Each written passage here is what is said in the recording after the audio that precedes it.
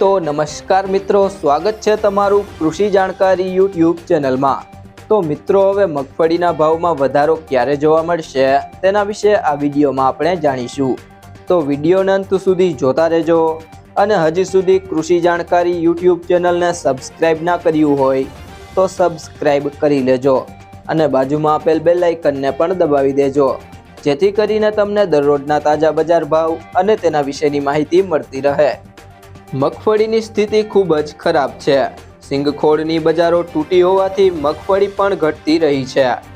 સિંગ તેલની બજારો સાઇડ તેલોની તુલનાએ બહુ મોટો ગેપ નથી, પરંતુ ખોળમાં ડિમાન્ડ નથી। સિંગખોળના ભાવ ₹19,000 થી 20,000 પ્રતિ ટન ભાવ છે।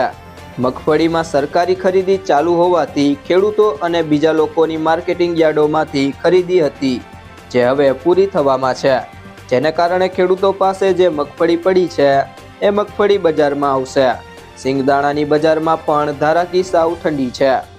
ગલ્ફ કુડ દુબઈમાં હવે સિંગદાણામાં કેવી ખરીદી રહે છે તેના ઉપર સૌની નજર રહેલી છે। રમજાનની નિકાસ માંગની આશા હતી, પરંતુ એ પણ દેખાતી નથી। સિંગતેલ નીચા ભાવ હોવા છતાં પણ ધારાકી દેખાતી નથી।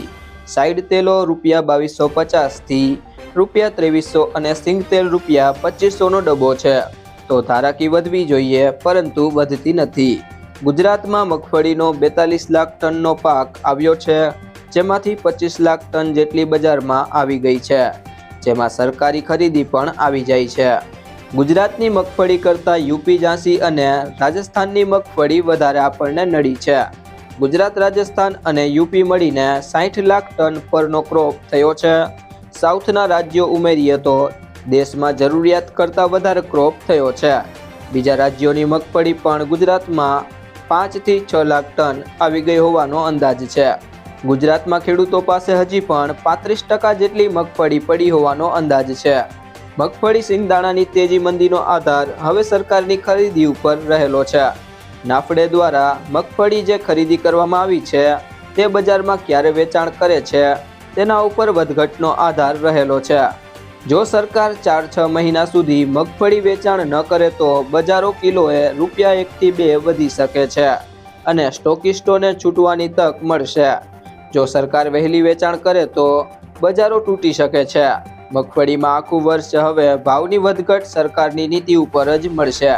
મગફળીમાં આખું વર્ષ હવે ભાવની વધઘટ સરકારની નીતિ ઉપર જ રહેશે।